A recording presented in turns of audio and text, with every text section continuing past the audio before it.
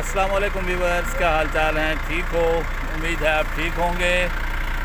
तो अभी तक आपने मेरा चैनल सब्सक्राइब नहीं किया तो मेहरबानी करके चैनल को सब्सक्राइब करें और वीडियो को एंड तक देखें। ये आपको मैं दिखा रहा हूँ बाग, कितना प्यारा बाग है कि एक इन्होंने इस तरतीब से लगाया है कि एक किन्नू और एक अमरूद,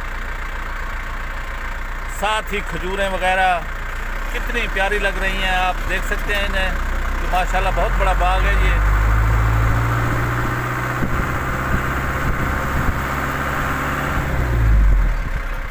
ये देखें, एक अमरूद एक किन्नू, एक अमरूद एक किन्नू, और कितनी प्यारी बनावट इन्होंने अमरूदों की बनाई हुई है। देखें माशाल्लाह बहुत ही प्यारा बाग है जी।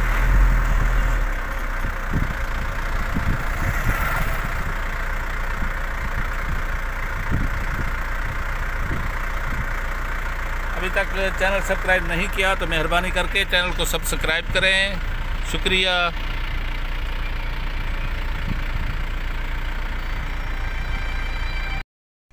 ये पुत्र